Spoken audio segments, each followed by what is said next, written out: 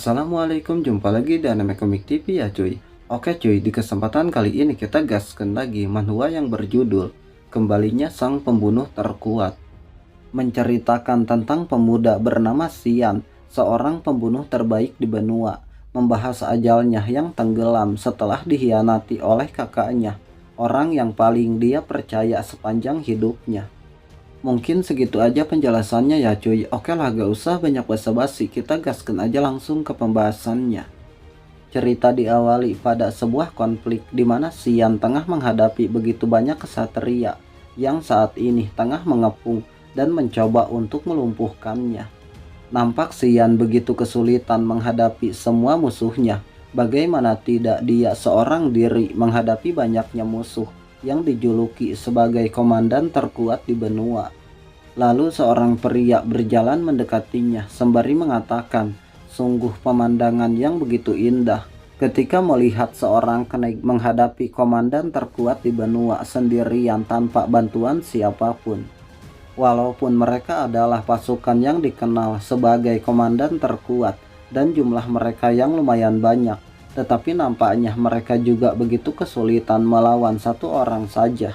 Bahkan sebagian dari mereka juga mampu dikalahkan oleh Xian dengan begitu mudahnya. Di tengah ketidakberdayaannya, seseorang yang ada di hadapannya sempat berkata kembali bahwa adik dari pria itu memang luar biasa. Mendengar itu, ia pun sontak menatapnya dengan tatapan penuh kebencian, dan ia juga mengenali siapa orang itu yang saat ini mencoba untuk menghabisinya. Akan tetapi melihat Xian yang saat ini sudah tidak berdaya, sontak membuatnya begitu senang seakan menikmati keadaan itu. Sembari menggunakan senjatanya, Xian mencoba menanyakan siapa yang memerintahkan pria itu untuk melakukannya. Nampak aura hitam yang dihasilkan oleh senjatanya perlahan menyelimuti tubuhnya. Ia bertanya kembali apakah yang memerintahkan pria itu adalah Kaisar. Tanpa menjawab pertanyaan itu, dia sontak menjauh sembari berkata, kabut hitam yang menjijikan, kau memang seperti yang dirumorkan. Di samping itu, dia kembali bangkit dengan keadaan tubuhnya yang telah diselimuti oleh aura hitam yang sangat kuat. Di saat yang sama, pria tadi mengatakan, ternyata Xian adalah asasin dari Mist. Dia mengetahui bahwa Mist merupakan organisasi yang bagaikan kabut bagi mereka yang seorang kesatria cahaya. Jadi dia akan melaporkan itu pada atasannya, bahwa dia sudah menyingkirkan makhluk kotor yang berafiliasi dengan makhluk kafir. Dengan ada emosi, Xian menimpali, coba saja itu pun kalau mulut pria itu masih bisa digunakan setelah ini. Bisa kujamin mulutmu tidak akan menyisakan satupun gigi setelah ia menghajarnya. Pria itu pun membalas, jikalau Xian ingin menggunakan kekuatan sesungguhnya, sebaiknya menyerah saja, dikarenakan dia sudah memasang penghalang tingkat 9 yang ditanam di tempat itu. Mendengar itu, Xian berpikir bagaimanapun ia harus meninggalkan tempat itu dan mengungkap pelaku di balik semua ini pada saudaranya. Lalu dia mengatakan baginya penghalang itu bukanlah apa-apa, ia tinggal merobek habis penghalang itu. Namun tanpa diduga saudaranya datang ke sana untuk menghentikan Xian, dan nampaknya pria itu juga begitu menghormati saudaranya ketika dia datang ke sana. Melihat kedatangan saudaranya sontak membuatnya seakan tidak mengerti. Sekilas ia mengingat tentang perkataan ayahnya yang menyuruhnya hidup demi sebuah klan. Dikarenakan saudaranya Askel adalah perpanjangan dari klan Per, kesuksesan Askel adalah kesuksesan Xian juga, yang merupakan adik Askel. Mengingat perkataan ayahnya, pada akhirnya ia pun menyadari bahwa pelaku semua itu adalah saudaranya. Padahal Askel adalah saudara yang paling ia percaya selama hidupnya, tetapi dia tidak menyangka Askel akan melakukan hal itu kepadanya. Sontak dia pun tertunduk lemas seakan tidak percaya dengan kenyataan yang ada di hadapannya. Sembari berjalan mendekat, Askel mengatakan, sepertinya kedatanganku membuatmu bingung. Dan sejenak mereka pun saling menatap satu sama lain. Dia seakan tidak berdaya ketika melihat Askel, dan ia pun menanyakan pada saudaranya, apa maksud semua ini? Lalu dia mengatakan bahwa Xian telah melaksanakan tugasnya dengan sangat baik, demi klan, demi rakyat, dan demi dirinya juga. Mendengar apa yang dikatakan Askel sontak membuatnya seakan terguncang, seolah ia hanya dimanfaatkan oleh saudaranya. Perkataan itu pun sontak kembali membangkitkan emosinya. Di samping itu Askel berkata kembali, "Itu sebabnya aku hanya sedang berusaha melepaskan beban yang kau pikul." Kemudian Xian mengatakan bahwa ia tidak mengerti apakah dia telah melakukan sebuah kesalahan hingga Askel melakukan hal itu. Akan tetapi Askel malah mengatakan kabut hitam yang tidak menyenangkan itu. Xian tidak lebih dari sekedar pembunuh, bahkan ia tidak lagi menganggapnya manusia. Lalu dengan lantang dia berkata kembali, "Kau sudah cukup lama membodohi kami, masih bisa mengatakan bahwa kau tidak mengetahui dosamu seperti apa." Sejenak dia pun memikirkan tentang perkataan Askel yang menyebutnya sebagai pembunuh dan juga pendosa. Sontak dia menjadi semakin emosi. Dia tidak tahu apa yang dibicarakan oleh Askel mengenai perkataan itu. Sejenak dia memikirkan kembali tentang bagaimana pertarungan suksesi di Kekaisaran. Kemudian sebuah pertarungan melawan pasukan Demon King, dan bahkan pertarungan untuk menyatukan benua, yang mana dia telah membantu Askel dalam mencapai semua hal yang telah dia mulai. Dikarenakan dia berpikir bahwa melayani Askel adalah bagian dari tujuan hidupnya. Tapi sekarang dia seenaknya membuang dirinya layaknya sampah yang sudah tidak berguna setelah Askel mencapai tujuannya. Padahal dia sudah bekerja layaknya binatang di bawah perintah Askel selama 20 tahun, tapi yang ia dapatkan hanyalah sebuah pengkhianatan. Tidak masalah walaupun tubuhnya hancur, ia akan mengerahkan semua yang ia miliki. Jika itu artinya, maka ia akan menghabisi Askel, dan ia pun menggunakan semua kemampuannya untuk menghabisinya. Melihat bagaimana Xian masih memiliki sisa mana sebanyak itu, sontak membuat pasukan di sana terkejut dan tidak percaya. Dia menganggap Xian bukanlah seorang manusia, dan penampilannya pun seketika berubah setelah dia menggunakan kekuatan penuhnya. Dia berkata, "Konyol sekali seorang pahlawan berusaha menghabisi adiknya dikarenakan takut. Apakah kau tidak merasa malu?" tanya Xian pada Askel yang nampak begitu kesal. Tanpa menunggu lama, Xian langsung melesat untuk menghadapi Askel dengan menggunakan semua kemampuannya. Dan dia pun langsung memberikan setiap serangan yang begitu cepat dan juga kuat. Akan tetapi Askel mampu menangkis setiap serangannya dengan begitu mudah. Walaupun begitu, dia tidak henti melakukan serangannya. Dia mengharapkan serangannya bisa mengenai Askel sekali saja. Itu sudah cukup baginya. Nampaknya kecepatan Xian dalam melakukan serangan mampu dibaca hingga tidak ada satupun serangannya yang mengenai Askel. Akan tetapi dia tidak henti melesat dan juga melancarkan serangannya. Dia berpikir jika dia bisa menusuk titik lemahnya supaya Askel tidak mampu pulih kembali, maka ia akan bisa mengalahkannya. Namun ketika dia akan melakukan hal itu di saat dia mendapatkan kesempatan untuk menusuknya, tanpa dia duga serangannya ditahan oleh penghalang yang entah dari mana datangnya. Hal itu pun sontak membuatnya seakan terkejut ketika melihat serangannya mampu ditahan. Dan ternyata penghalang itu dibuat oleh bawahannya untuk melindungi Askel yang tengah berada dalam kondisi bahaya. Ketika perhatiannya teralihkan, Askel memanfaatkan keadaan itu untuk menusuk Xian dengan pedangnya, hingga senjata itu seketika menembus ke bagian tubuhnya. Dan saking kuatnya tusukan itu, dia sampai menjatuhkan senjatanya ke tanah.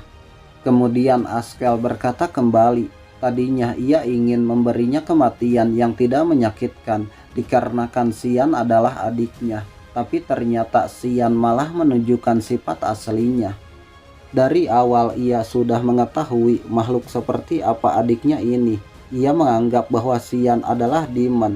Beruntungnya sejak awal ia tidak pernah percaya walaupun Xian adalah adiknya. Mendengar kakaknya tanpa segan menyebut dia sebagai demon sontak membuat dia hanya terdiam seakan tidak menyangka Orang yang selama ini ia percaya akan mengatakan itu. Setelah mengatakan semuanya, ia pun langsung mencabut senjatanya dengan cara menendang tubuh Xian hingga terhempas ke belakang. Dan setelah mengalahkannya, dia juga mengajak semua bawahannya untuk meninggalkan Xian yang sudah tidak berdaya. Ketidakberdayaan itu sontak membuatnya kesal, dan lagi dia seakan terpukul oleh kenyataan saat dimana ia hanya dimanfaatkan dan dikhianati oleh saudaranya yang sangat ia percaya. Dia sempat memikirkan apakah ini adalah akhirnya. Ia juga menyadari betapa bodohnya kehidupan yang ia jalani saat ini. Di saat-saat terakhir, ia kembali mencoba bangkit dan melakukan serangan untuk menghabisi Askel. Sontak Askel berbalik ketika mengetahui hal itu. Tepat di saat dia berbalik, nampaknya senjata Xian tengah siap menebas lehernya. Akan tetapi sebelum Xian menebas lehernya, dia lebih dulu menebaskan pedangnya pada Xian. Tebasan yang begitu kuat seketika mengenainya hingga tewas. Setelah kematiannya, dari balik kegelapan seseorang tidak henti memanggilnya dengan sebutan Tuan Muda. Sontak dia kembali terbangun dengan keadaan tubuhnya yang dipenuhi keringat dingin, seolah dia telah dibangunkan dari mimpi yang menakutkan. Bahkan ia juga hendak memegang lehernya. Di samping itu, seorang pelayan wanita bernama Emily sontak memarahinya dan meminta Xian untuk bangun.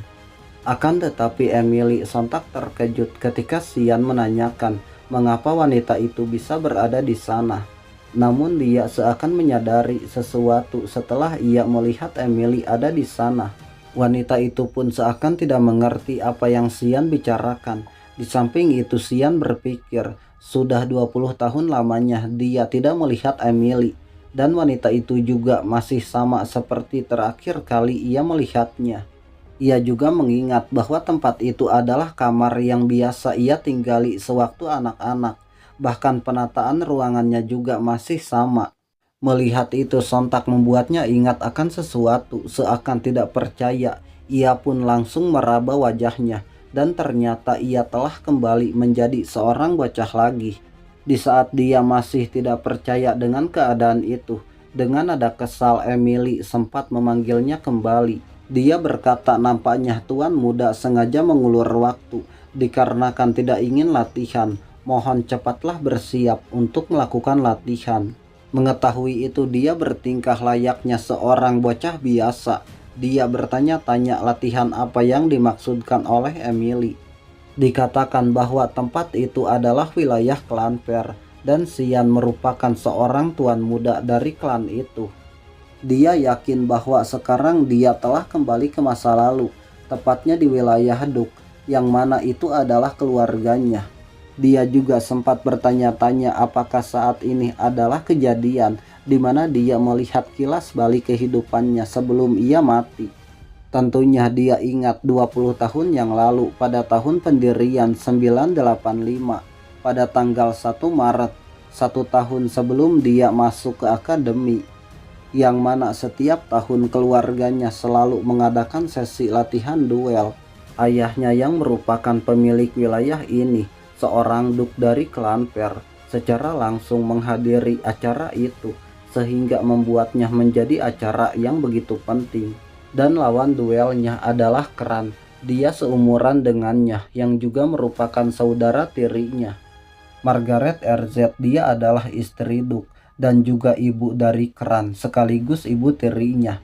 Dikarenakan ibunya, Kran pun menerima banyak perhatian meski mereka masih merupakan anak paling muda. Akan tetapi Xian hanyalah seorang anak haram di keluarga itu, dan setelah diolok-olok dalam pertarungan itu, ia pun menjadi bahan tertawaan bagi semua orang. Dan duel itu juga menjadi alasan mengapa ayahnya berhenti mempedulikan dirinya di masa lalu. Kemudian Emily menyarankan bagaimana jika Xian menyerah saja, tapi bagi Xian itu tidak apa. Namun di sisi lain dia sempat berpikir, bahkan pelayan seperti Emily juga memandangnya rendah.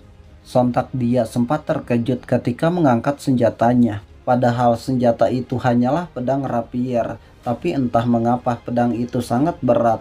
Ia merasa kekuatannya sama seperti saat dia masih kecil. Tetapi dia menyadari keadaan itu pastilah bukan sebuah mimpi, bukan juga kilas balik dari kehidupannya, dan lagi ia juga belum pernah mendengar soal magis yang mampu menciptakan ilusi sekuat itu. Hal itu pun sempat membuatnya penasaran apakah dirinya telah kembali ke masa lalu. Di saat ia masih memikirkan semuanya, Kran hendak meremehkannya, namun dia tidak menanggapi hal itu. Dia hanya memikirkan jika dia telah kembali ke masa lalu, itu artinya ia juga bisa mengubah masa depannya. Kemudian kepala keluarga Ver memberikan instruksi untuk segera memulai duelnya. Tanpa menunggu lama, Kran pun langsung bersiap untuk memberikan serangan pada Xian, sembari mengatakan hal yang merendahkannya. Dia juga sempat tertawa senang dan segera mengayunkan senjatanya ketika melihat Xian yang nampak tidak fokus untuk melawannya. Akan tetapi walaupun Xian terlihat tidak fokus, ia masih bisa melihat pergerakan Kran yang begitu lambat di hadapan matanya. Dengan santainya ia hanya melangkahkan kakinya saja untuk menghindari serangan itu tanpa berpindah tempat hingga serangannya hanya mengenai lantai. Sontak dia begitu kesal hingga menyebutnya seorang pengecut setelah melihat serangannya dapat dihindari. Kemudian dia kembali mencoba menyerangnya, tapi sayangnya Xian dengan mudah menangkis pedangnya hingga pedangnya pun seketika terlempar. Setelah menangkis pedangnya, dia menendang kaki lawannya dengan santai, seolah lawannya bukanlah ancaman baginya. Hal itu pun sontak membuatnya terjatuh dan menangis akibat menahan sakit, padahal Xian hanya menendang kakinya dengan pelan. Dan hal itu juga sontak membuat Duchess Margaret seakan panik saat melihat anaknya dijatuhkan oleh Xian, sedangkan kepala keluarga nampaknya tidak menyangka melihat kemampuan Xian. Melihat keadaan itu, Xian memikirkan ia hanya tinggal menempatkan pedangnya kepada lawan. Dengan begitu ia akan memenangkan duelnya. Akan tetapi dia merasa itu tidak cukup untuk membalas semua yang dilakukan oleh Kran terhadap dirinya di masa lalu. Yang mana di masa lalu Kran tidak henti menindasnya sebagai bentuk kesenangan. Bahkan penindasan itu juga berlanjut sampai mereka masuk ke akademi. Karena itulah ia akan menginjaknya supaya Kran tidak lagi bertingkah ketika bertemu dengannya seperti di masa lalu. Di kehidupan saat ini ia akan mengukir jalan hidupnya dengan tangannya sendiri. Kemudian ia pun berniat untuk menendang muka lawannya. Dan hasil pertarungannya pun tidak lain adalah kekalahan Kran yang nampak sudah pingsan setelah menerima tendangan yang begitu menyakitkan dari Xian. Dan scene pun bersambung, nantikan cerita selanjutnya hanya di Anime Komik TV. Like jika kalian suka, komen pendapat kalian, dan subscribe juga bagi kalian yang baru bergabung. Semoga terhibur dan terima kasih.